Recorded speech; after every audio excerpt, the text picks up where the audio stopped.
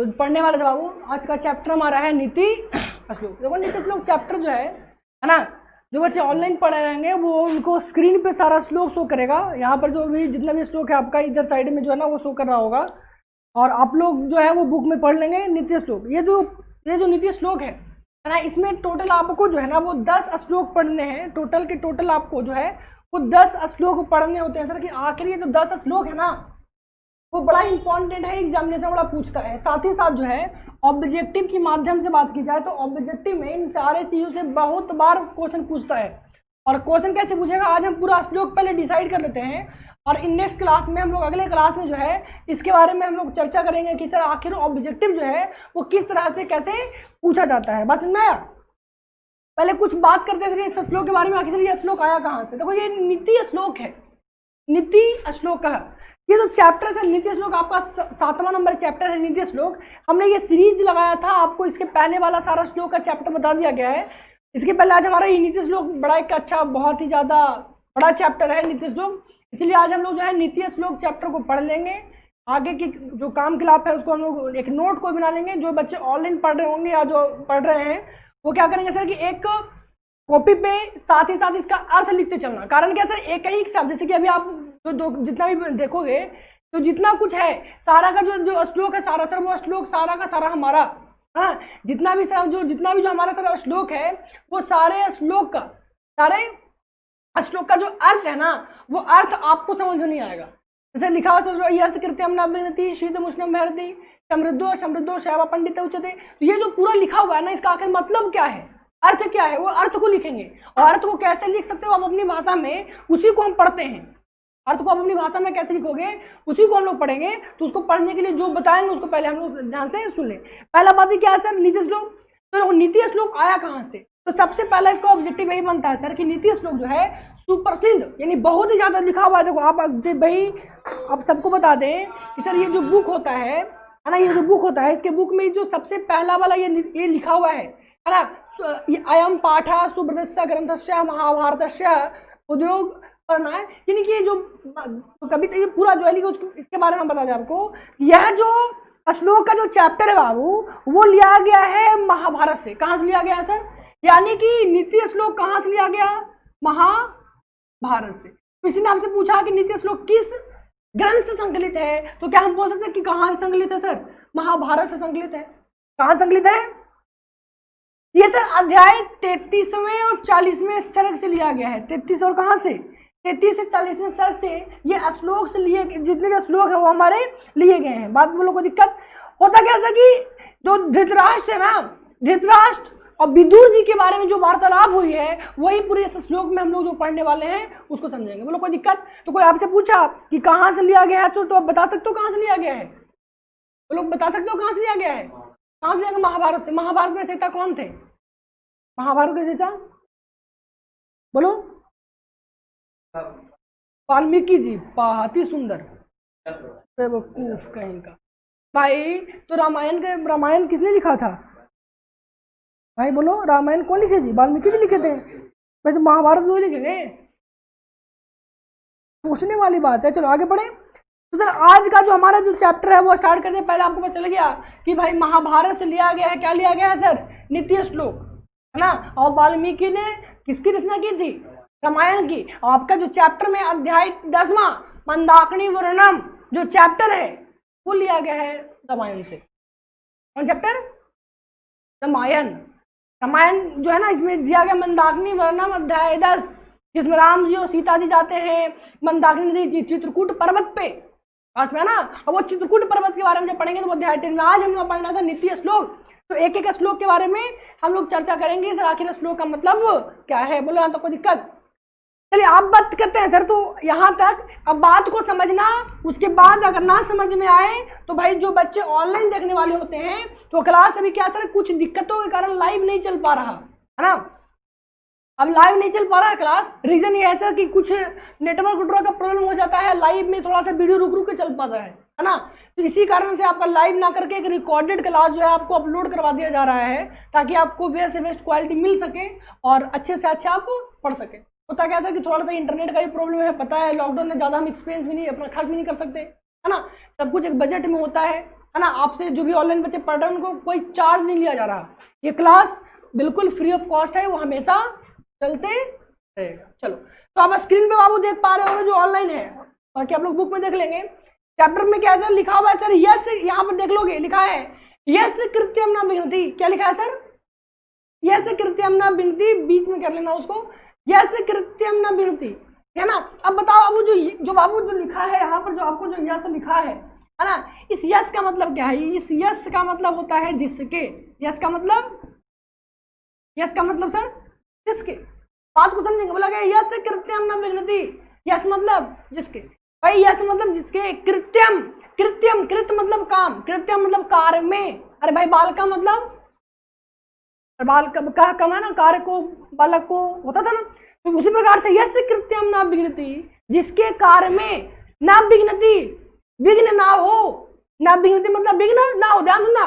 बोला गया sir yes कृत्यम, बोला गया सर यस कृत्यम न विघ्नति, यस मतलब जिसके, कृत्यम मतलब कार्य में, जिसके कार्य में बाधा नहीं होते, यस कृत्यम न विघ्नति, जिसके कार्य में क्या ना हो, विघ्न नहीं हो, विघ्न मतलब बाधा, विघ्न का मतलब बाधा, भाई जिसके कार्य में विघ्न ना हो। अब विघ्न क्या क्या है सर, तो विघ्न में है देखो शीत, शीत मतलब ठंडा, उष्ण देखो शीत मुष्णम, शीत मुष्णम यानी शीत और उष्ण, शीत और क्या, शीत और उष्ण, भयम रति, समृद्ध असमृद्धो सैवा पंडित उच्चते, यानी जिसके कार्य में है ना इन सब चीज बाधा नहीं, क्या नहीं बाधा होता सर, ठंडा, जाड़ा, गर्मी, बरसात, अब तो अब कह लो वायरस ना जी। भाई आप लोग अब 10 का एग्जाम पास करने वाले हो बाबू, और आपके 10 के एग्जामिनेशन में एक बाधा है, बाधा क्या है सर, वायरस, बाधा क्या है सर, ऑनलाइन क्लास, ये बाधा है, ऑनलाइन क्लास भी बाधा है। क्यों सर, क्योंकि बहुत सारे बच्चों को ऑनलाइन पढ़ने में बड़ा परेशानी है ना। अब परेशानी है सर, परेशानी क्या है, आपको हो सकता है कि इंटरनेट का प्रॉब्लम हो, आपको हो सकता है कि मोबाइल का भी प्रॉब्लम हो, बहुत सारे बच्चों का ऐसा है कि मोबाइल टाइम पे नहीं मिल पाता, तो अब कभी भी देखो क्लास। लेकिन बाधा क्या है सर, बहुत सारे बच्चे मोबाइल होने के बावजूद भी, इंटरनेट होने के बावजूद भी, क्लास होने के बावजूद भी नहीं दे पा रहे हैं। बहुत से ऐसे बच्चे भी होंगे 10 क्लास में जो अभी तक तो जब से लॉकडाउन हुआ है जब से पढ़ो नहीं किया होगा, हाँ, लेकिन जो बच्चे पढ़ना चाह रहे हैं वो कहीं से पढ़े, अदरवाइज वो ऑनलाइन क्लास से पढ़े चाहे वो ऑफलाइन क्लास में पढ़े, ऑफलाइन तो क्लास भी कहीं हो नहीं रहा है, कहीं भी नहीं हो रहा है ना, क्योंकि वायरस से सबको बच के चलना है और अपने आप को बचाव करना एक हमारा जिम्मेदारी है ना। तो भाई वही है सर, यस कृत्यम न विघ्नति, जिसके कार्य में क्या नहीं हो सर, बाधा नहीं हो। बाधा क्या क्या होते हैं सर, है ना, बाधा का मतलब होता है सर कि भाई जैसे में हमने बताया शीत, शीत का मतलब ठंड, अब ठंड बड़ा भाई पढ़ने नहीं गया, वो ठंडा है, हाथ गुड़ रहा है, भाई नहीं पढ़ेंगे, ऐसा नहीं है। तो जिसके कार्य में क्या नहीं पढ़े, कोई बाधा ना हो, जैसे बाधा शीत, उष्ण का मतलब गर्मी, ज्यादा गर्मी पड़े बच्चा स्कूल नहीं जा रहा तो दिक्कत है। तो जिसके कार्य में क्या नहीं हो, बाधा नहीं हो, क्या क्या बाधा नहीं हो, शीत उष्ण भय अमृति, भय मतलब डर, भय मतलब डर, और अति समृद्ध असमृद्ध, समृद्धि क्या है सर, कुछ छोटी सी चीजों से लोगों को संतुष्ट नहीं होना चाहिए। अगर ऐसा बाधा नहीं डालते वो व्यक्ति क्या कहलाते हैं, पंडित कहलाते हैं। पंडित उच्चते का मतलब होता है ज्ञानी कहलाते हैं, वो लोग कोई परेशानी, यानी क्या समझे सर कि जिसके कार्य में जो बच्चे ऑनलाइन समझ लेंगे वो बाद में नोट्स को भी उतार लेंगे, बड़ा इजी है। क्या वो इजी है सर कि यस कृत्यम न विघ्नति, शीत उष्णम भैरति, समृद्धो समृद्धो शैव पंडित उच्चते, यानी जिसके कार्य में कोई बाधा ना हो, बाधा में सर है ना, जाड़ा गर्मी बरसात ये सब अगर बाधा नहीं डालते हैं, भावुकता रति, भावुकता रति मतलब भावुकता, ये सब बाधा अगर नहीं डाल रहे हो, वो सारे के सारे जो हैं वो आप फिर क्या कहलाओगे, ज्ञानी कहलाओगे। बोलो समझ में आया, तो कोई दिक्कत है ना। यस कृत्यम न विघ्नति, शीत उष्णम भैरति, समृद्धो। अब भाई जिसको श्लोक पढ़ने में दिक्कत होता है वो तोड़ तोड़ कर पढ़ेंगे, पहले यस फिर कृत्यम फिर ना फिर विघ्नति फिर शीत उष्णम भयमृति समृद्धो असमृद्धो शैव पंडिता उच्चते। एक बार बुक में देख लेना सभी को, जो जो है ना एक बुक रख लेंगे साथ में, जिसको यहाँ देखने में दिक्कत होगा वो। अगला पढ़ेंगे सर सेकंड श्लोक, आगे बढ़ते हैं सेकंड श्लोक की ओर। तो सर तवज्ञा सर्वभूतानाम पढ़ना भाई, दोबारा देखो दूसरा श्लोक आ चुका है हमारे पास, है ना, दिक्कत होगा तो देख लेना उसमें एक बार, ठीक है। तो लगे सर तवज्ञा सर्वभूतानाम, है ना, तवज्ञा सर्वभूतानाम योग्य सर्वकर्माणाम उपयोगियों मनुष्यानाम नरपंडित उच्यते। एक छोटी सी बात और है सर कि जो बच्चे श्लोक पढ़ेंगे जो बच्चे क्या पढ़ेंगे, श्लोक पढ़ेंगे, वो उनके लिए एक बात है कि देखिए ये जो आपका बुक है, इस बुक के एक पेज अगर भाई ये लेसन नंबर हमारा सर सेवा नहीं नीति श्लोक, इसके एक पेज थोड़ा सा अगर पीछे पलटोगे बाबू तो आपको मिल जाएगा। देखो यहाँ पे ये पूरा शब्दार्थ है ना, ये शब्दार्थ को पढ़ने से पहले 2-3 बार अगर देख लोगे ना तो आपको पूरा का पूरा शब्दार्थ समझ में आ जाएगा कि आखिर किसका मतलब क्या, रति का मतलब देखो लिखा हुआ है आनंद, भावुकता, इस प्रकार से सब समझाया हुआ है। अब उसको भी पढ़ सकते हो। लिखा है तवज्ञा सर्वभूतानां। अब तवज्ञा मतलब रहस्य को जानने वाला। तवज्ञा का मतलब क्या होता है सर, तवज्ञा का मतलब होता है रहस्य को जानने वाला, ठीक है। तो बोला गया सर तवज्ञा मतलब रहस्य को जानने वाला। सर्वभूतानां, सर्वभूतानां का मतलब सर्व मतलब सभी जीवों के, भूत मतलब भूत मत समझना कि भूत करने भाई, भूत का भूतानाम का मतलब जीवों के, ठीक है। जीवों को संस्कृत में क्या कहते हैं, भूत बोला जाता है, ठीक है।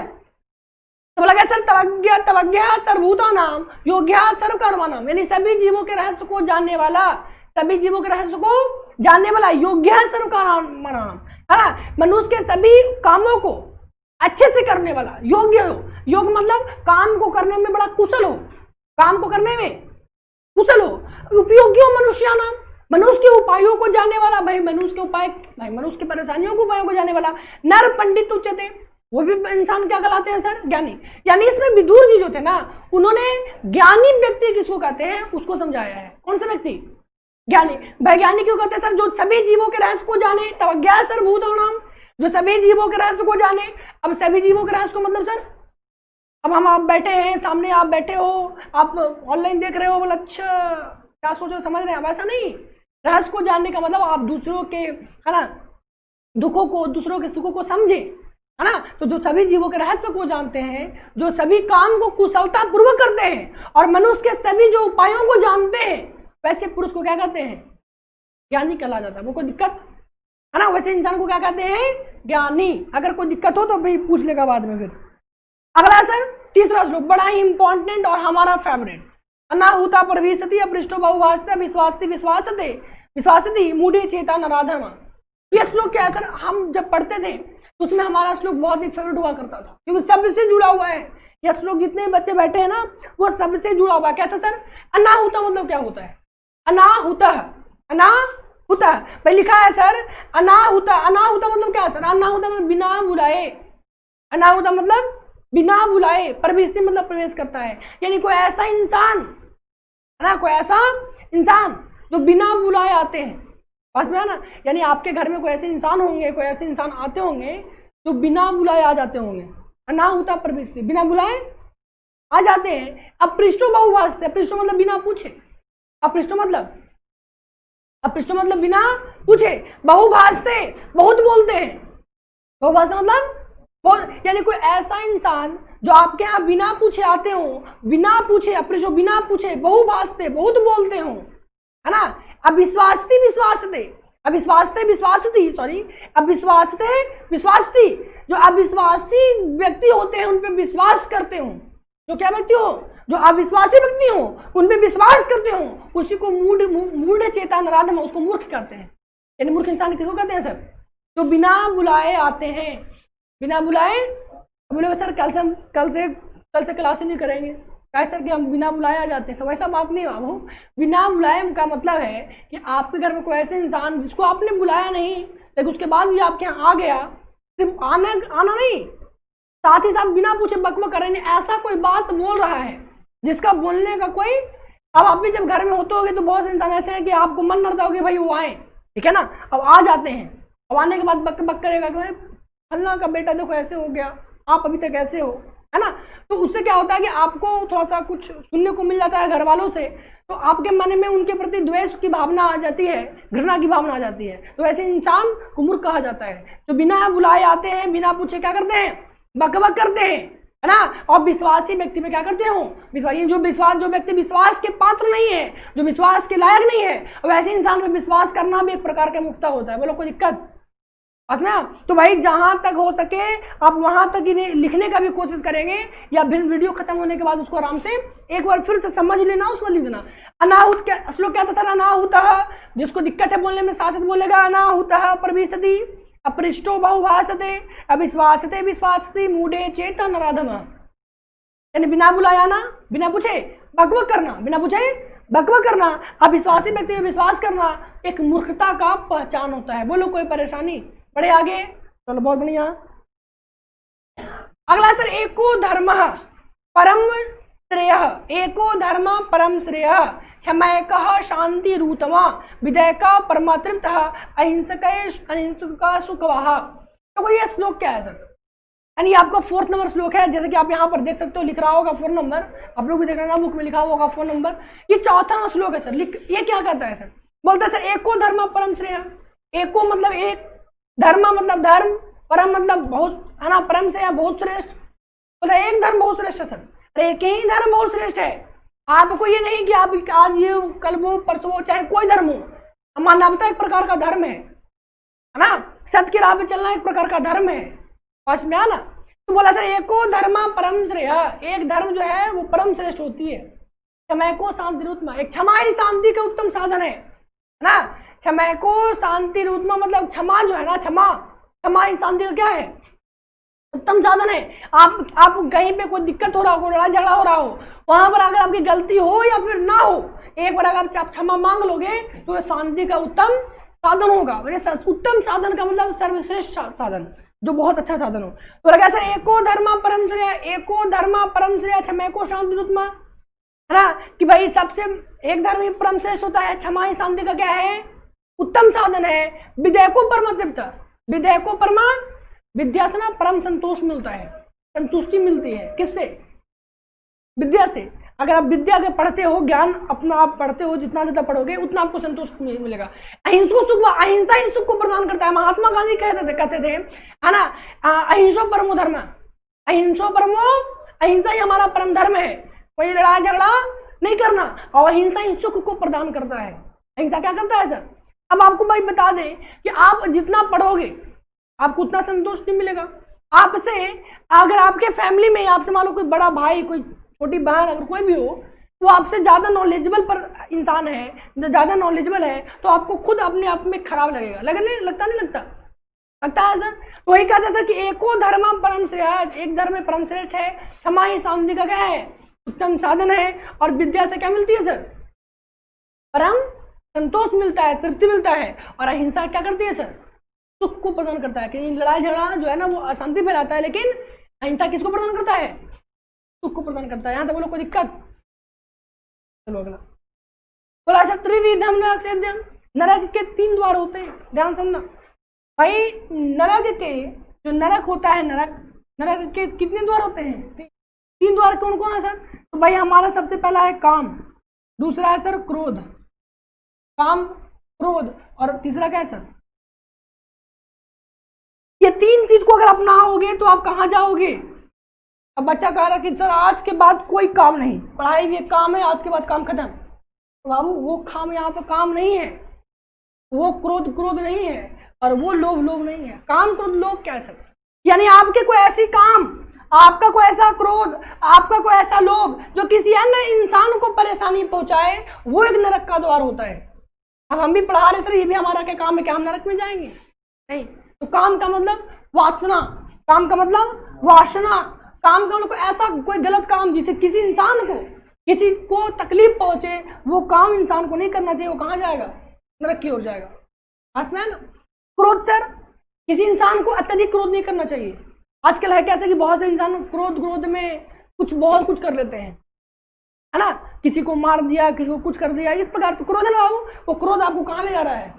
क्यों इतना जो क्राइम हो रहा है, क्राइम एक प्रकार का आपका क्रोध के कारण हो रहा है ना वो, या फिर लोभ के कारण हो रहा है। कोई पैसों के खाते किसी को मार दे रहे हैं भाई, किसी को पैसों के खाते किसी को मार दे रहे हैं, तो वो काम है, लोभ है, क्रोध है। किसी इंसान को अपने लिए किसी दूसरे को क्षति नहीं पहुंचाना चाहिए।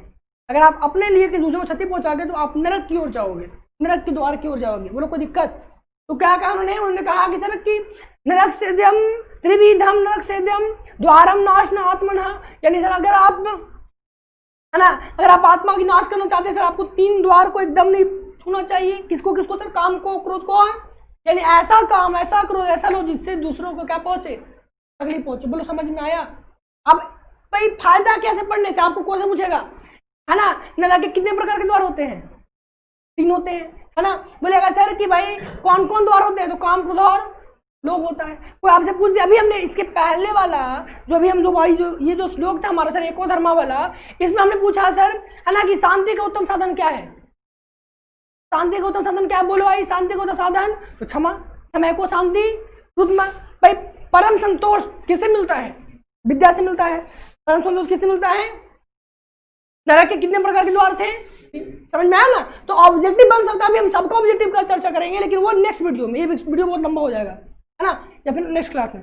संड दोषा पुरुषेन वेहा, बोलता सर 6 दोष, कितना दोष, हम ध्यान समझेंगे, ये दोष आप सब सभी में है ना। दोष को समझो, क्या दोष है, दोस्त नहीं, पता चला सर क्या दोस्त, 6 को दोष नहीं है सर, 8 को तो है, दोष नहीं बाबू, दोष। बोलता सर दोष, देखो दोष क्या है आपका, दोष, जब भी आप दोष के बारे में बात करो, ये जो दोष है बाबू, दोष क्या लिखा है, देखो लिखा हुआ ना संड दोषा पुराण में, दोष क्या है, दोष क्या है, दोष का मतलब क्या है सर, 6 दोष है आपके। अब जितना भी आपके अंदर अवगुण, दोष का मतलब आपके अंदर का अवगुण क्या क्या है सर, तो सबसे पहला सर निंद्रा, ध्यान समझना इन चीजों को। सबसे पहला आपका है निंद्रा, का मतलब होता है नींद, निंद्रा का मतलब पहले लिख लेते हैं, सबको उसको समझते हैं। निंद्रा का सबको देखना आपके अंदर है या फिर नहीं है, ठीक है। दूसरा सर तंद्रा, नहीं समझ में आएगा हम समझाएंगे सबको। तीसरा सर भय, तीसरा क्या है, भयम। चौथा क्या है सर, क्रोध। तीसरा क्या बाबू, क्रोध, है ना। पांचवा क्या है बाबू, आलस्य, है ना। आलस्य के बाद क्या है बाबू, दीर्घ सूत्रता, दीर्घ सूत्रता। चलो ये 6 आपके हैं, ये कितने हैं सर, 6। अब भाई इसको जब समझोगे, थोड़ा सा इसको समझेंगे बात को, ठीक है, समझेंगे। अब थोड़ा सा बढ़िया समझना, ये श्लोक इसे समझा रहा था क्योंकि आपके लिए बहुत इंपॉर्टेंट है, बात को समझो। भाई हमने बोला कितना दोष, बोला वैसे यहाँ पे आप देखोगे ऊपर में तो लिखा है सर संड दोषा पुरुषेन बेहा, यानी 6 प्रकार का दोष ऐसा है, 6 प्रकार का दोष ऐसा है जो इंसान को एकदम त्याग देना चाहिए। तभी आप आगे की, आप 10 में पास करने वाले हो, 10 एग्जाम देने वाले हो, तो भाई आपको इन जो 6 दोष है ना, उन 6 देशों को त्याग कर देना चाहिए। अब क्या क्या का त्याग करना चाहिए, सबसे पहले निंद्रा। अब कहना ठीक है सर, आज के बाद सो भी नहीं करेंगे हम, तो देखिए कैसे टॉप करते हैं बाबू। सोना छोड़ देने से कोई टॉप नहीं करता, टॉप कैसे सर। निंद्रा का मतलब क्या है, निंद्रा का मतलब आपको अत्यधिक, कितना बच्चा को देखो, निंद्रा मतलब नींद, निंद्रा मतलब नींद। अब नींद क्या है सर, भाई लॉकडाउन है, सुबह उठा 8-9 बजे उठा, फिर से पता चला दोपहर फिर से चद्दर तान के सो गया, भाई बच्चा, तो निंद्रा वो नहीं होना चाहिए। आप जो जितना दिमाग को देखो, सोना भी दिमाग के लिए बहुत जरूरी है, सोना भी दिमाग के लिए, न बच्चा लगा कि मोबाइल ऐसे देख रहा है, ऐसे कर रहा है, भाई खतरनाक ना, बहुत बढ़िया, एकदम बेवकूफ की तरह लग रहे हो, है ना। तो वो भी एक प्रकार का जो है ना वो खतरनाक है, उतना भी सोना नहीं चाहिए। आप मुश्किल से मुश्किल ज्यादा 6 से 8 घंटे आप सो सकते हो, है ना, जा भी तो 8 घंटे सो, कोई दिक्कत है नहीं ना। दूसरा क्या सर, दूसरा क्या है सर, तंद्रा। तंद्रा का मतलब क्या है सर, तंद्रा का मतलब एकदम हाथ तो इतना लो लग रहा है खाने के बाद हिल नहीं सकते हैं। बहुत बच्चा आजकल क्या है, लिया दिले एकदम, है कि नहीं। अब इतना खा लिया कि हिलने में उसको तकलीफ है, तो बताओ क्या वो बच्चा पढ़ सकता है।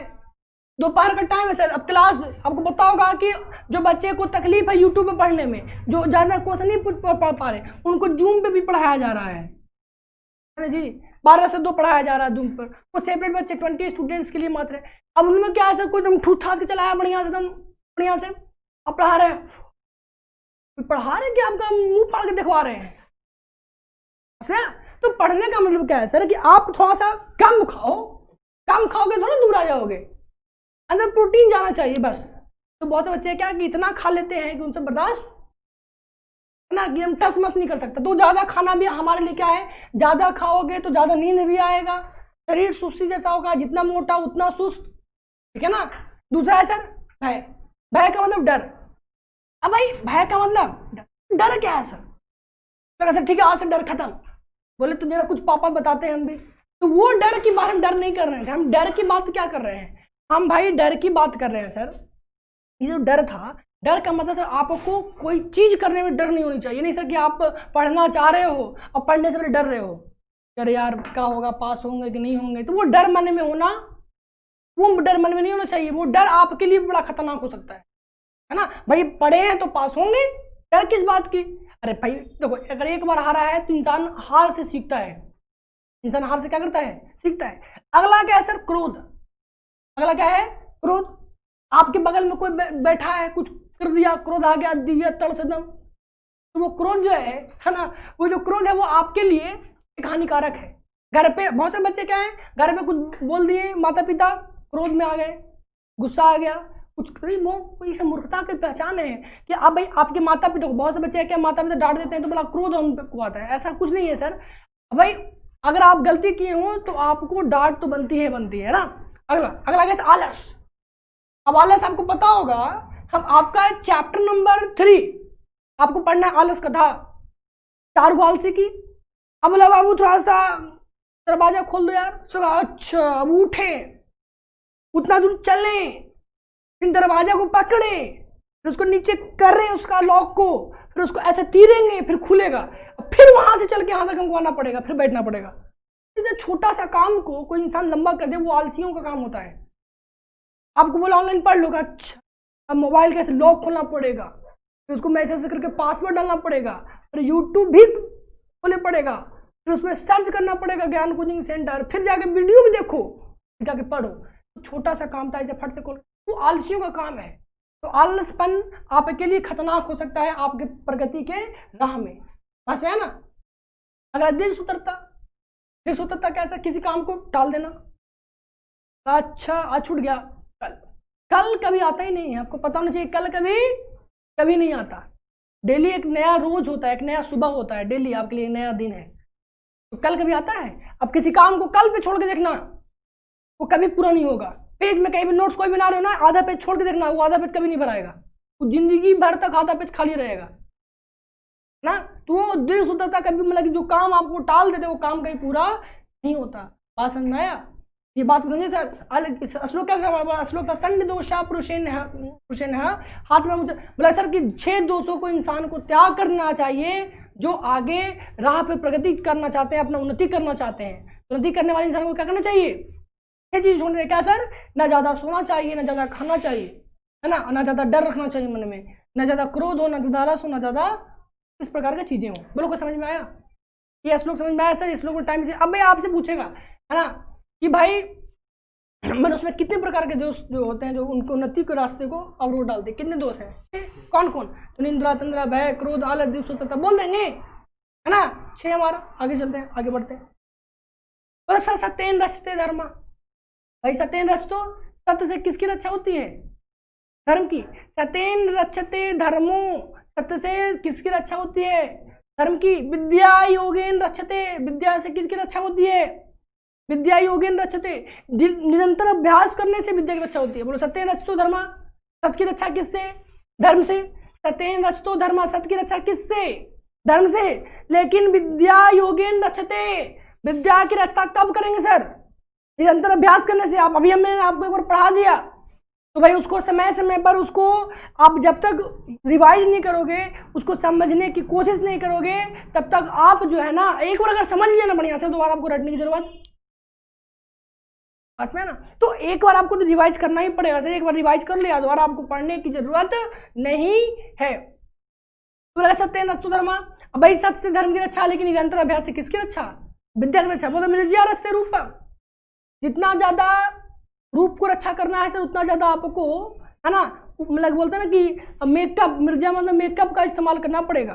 तो अब बहुत वो सब है इंसान कि अपनी रूप की रक्षा के लिए कुछ उपटन का इस्तेमाल करते हैं। और कुलम वृतेन रचते, कुलम वृतेन, अगर आपका अच्छा आचरण है तो किसकी रक्षा होगी, कुल का।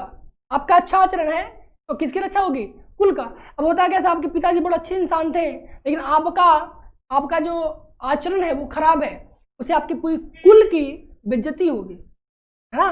तो आपको अच्छा आचरण है तो किसका अच्छा रक्षा होगा, आपका पूरा का पूरा कुल की रक्षा होगी। तो कुलम वृतेन रक्षते। क्वेश्चन क्या पूछा सर, धर्म की रक्षा किससे होती है, भाई बताओ, धर्म की रक्षा सत्य से, निरंतर अभ्यास करने से किसकी रक्षा होगी? विद्या विद्या युगे रक्षते। अब भाई रूप की रक्षा किस होती है? मृजा करने से, है ना। और कुल की रक्षा कैसे होगी? अच्छे आचरण से, सुव्यवहार से। बोलो कोई दिक्कत? समझ में आया? श्लोक नंबर कितना था ये? अगला सर, सुलभा पुरुष राजनाम सतत प्रियवादिना। बोला जाता है सर, इस श्लोक में बोला गया है कि सुलभा मतलब सुलभ, पुरुषा मतलब पुरुष, राजनाम सतत प्रियवादिना। बोलते सर कि अच्छे बात बोलने वाले इंसान बहुत को मिलते हैं। आपके बारे में बहुत ऐसे इंसान मिलेंगे आपको जो आपके बारे में बड़ा अच्छा अच्छा बात बोलेंगे, बड़ा अच्छा, वाह है ना, क्या इंसान है, वाह, माइंड ब्लोइंग, बहुत बढ़िया, इतना बढ़िया आप होना कि पूछो मत, आपका मन पूरा खुश। तो वो सुलभ बोल रहा, अच्छा बोल रहा जो सबको अच्छा लगता है, तो अच्छा बोल रहा जो सबको अच्छा लगता है। लेकिन अप्रिय से तू, लेकिन जो अप्रिय सत्य जो बोलता है ना, अप्रिय मतलब वैसा सच जो बहुत कड़वा हो, वैसा सच जो बहुत, वैसा बोलने इंसान कहीं नहीं मिलते। वो कम मिलेगा जो वो आप खुद हो, आप खुद अपने बारे में जानते हो कि आप क्या हो, है ना। आपको आपके बारे में दूसरा को बड़ाई कर दिया चल रहा है, लेकिन आप मन में जान रहे हो, अंदर से आप जान रहे हो, तो आखिर सर बात क्या है? बस में ना आपको पता चल रहा होगा कि भाई आपके अंदर क्या, तो वही बोला सर कि सुलभा पुरुष राजनाम। सुलभा पुरुष राजनाम का मतलब सुलभ बोले वाले इंसान मिल जाते हैं सर, लेकिन वो ऐसा कोई इंसान नहीं मिलता जो क्या है, जो अप्रिय सत्य को बोले, वैसा सत्य जो आपको बुरा लगे। तो अप्रिय सत्य को बोले वाले इंसान क्या होते हैं? बड़ा दुर्लभ होते हैं, बड़ा दुर्लभ मिलते हैं, मिल भी नहीं करते। बात समझ में आया? समझ में आई कि नहीं आई? नेक्स्ट चलते हैं 9 नंबर श्लोक के पास। बोला सर पूजनीय महाभागा पुण्यश्च, बोला गृह दीपत्य। बोला क्या सर कि पूजनीय महाभागा, बोला सर स्त्री, ध्यान से ना श्लोक, बोला कि स्त्री जो होती है ना पूजनीय होती है। स्त्री क्या होती है? जो हमारे घर में प्रकाश जो प्रकाश है, वो प्रकाश को, है ना, प्रकाश को प्रकाशित करने वाली होती हैं। जो महिलाएं होती हैं, स्त्री जो होती है, वो बड़ा पूजनीय होती हैं, क्योंकि सर उनसे ही हमारा पूरा संसार है, उनसे ही हमारी पूरी की पूरी विश्व जो है वो चल रही है ना सर। स्त्री ना होती तो किसी का अस्तित्व भी ना होता, है ना। तो क्या बोला सर? पूजनीय महाभागा, जो स्त्रियां होती है बड़ा ही क्या होती हैं? क्या होती है सर? स्त्रियां पूजनीय होती है और साथ में वो हमारे घर में प्रकाशित करने वाली होती हैं, और उनकी रक्षा करना हमारा क्या है सर? एक दायित्व बनता है। उनकी विशेषता रखना हमारा क्या बनता है? दायित्व। तो हमारा 9 नंबर श्लोक था, 10 नंबर श्लोक चलते हैं। बोलते अकृतो विनयो हांति, अनर्थ पराक्रम। बोलता है सर कि विनय से अकृत का नाश होता है। ऐसा ना, विनय से किसका नाश होता है? विनय का मतलब, बोलो विनय का मतलब ना भाई नम्र निवेदन है सर, अकृत का नाश होगा। अकृत विनयो हांति, देखें अकृत विनयो हांति, बराबर सर विनय, अकृत का मतलब, अकृत का मतलब क्या सर? भाई अकृत विनयो हांति मतलब विनय से, विनय मतलब सर नम्र निवेदन करिए सर, उससे क्या होगा, है ना, अपशय का नाश होगा। किसका नाश होगा? अपशय का। दूसरा सर बोलो सर अनर्थ, भाई अनर्थ। अब भाई आपका कहा जाता है सर कि भाई आपको अगर पराक्रम करोगे तो अनर्थ का नाश होगा। बोलते हैं हंति नित्य क्षमा। अब क्षमा मांगोगे तो क्रोध का नाश होगा। भाई क्षमा से किसका नाश होता है सर? क्रोध का। अभी इसके पहले भी हम बताए थे, एको धर्म पर क्षमा को शांति रूप में, क्षमा ही शांति का उत्तम साधन है। उसी हिसाब से इसमें भी है कि क्षमा जो है ना वो क्रोध को, अब अच्छा आचरण जो है ना वो कुल अच्छा को नाश करता है। आपके अंदर अच्छा आचरण है तो आपके अंदर बुराइयों को भी वो नाश कर देगा। हर इंसान में अच्छाई है तो हर इंसान में बुराई है। अगर आपका आचरण अच्छा है सर तो आपकी बुराई जो है वो भी खत्म हो जाएगा उस अच्छे आचरण के सामने। अगर आपके अंदर अच्छा आचरण कम है और खराब आचरण ज्यादा है तो आपका अच्छा आचरण खराब हो जाएगा। बोलो कोई दिक्कत? तो आज हमने ये जो 10 श्लोक पढ़े वो आपके नीति श्लोक चैप्टर से सारे के सारे श्लोक थे। अब भाई जिसको भी इस श्लोक में अगर दिक्कत होगा वो पूछने का कष्ट करेंगे, है ना। अब बाकी अगर कोई दिक्कत है तो भी पूछो, और साथ ही साथ इसका ऑब्जेक्टिव का प्रैक्टिस में करवाएंगे बहुत जल्द, ठीक है ना। वो प्रैक्टिस लाइव करवाएंगे, आप लोग भी उसमें रहोगे भाई, जो बच्चे लाइव देखते हैं वो भी रहेंगे। तो ये हमारा श्लोक था नीति श्लोक। इसका क्वेश्चन आंसर करो। अगर क्वेश्चन आंसर में कोई प्रॉब्लम है तो इसका आपका जो क्वेश्चन का जो पीडीएफ है, क्वेश्चन आंसर का क्या है सर? क्वेश्चन आंसर का जो पीडीएफ है ना, वो कल शाम तक डिस्क्रिप्शन, इसी वीडियो के डिस्क्रिप्शन में आपको लिंक मिल जाएगा। नहीं तो फिर आप क्या करना कि ज्ञानकोचिंग.in से जाकर डाउनलोड करना। पहले आप बनाओ, पहले आप बना लो। पहले आज क्या करोगे? आप बनाओगे इसका क्वेश्चन आंसर, इस पूरे नीति श्लोक का। जो क्वेश्चन आंसर भाई आपका जो बुक है बाबू, ये जो देखो, ये जो आपका बुक है पीयूषम भाग 2, उस बुक में लिखा होगा। और ये जो आपका चैप्टर है नीति श्लोक, इसके नीति श्लोक चैप्टर में यहाँ देखो अभ्यास, है ना। इस अभ्यास में जो है आप क्या करेंगे, बोलो, इस अभ्यास से आप चैप्टर बनाएंगे और दिक्कत होगा तो आप हमसे पूछेंगे, हम जो है इसको पूरा एकदम डिटेल में इसका आंसर लिखवा करके आपको हम अपने साइट पर ज्ञान कोचिंग.in पर डलवा देंगे। बोलो कोई दिक्कत, बस इतना ही।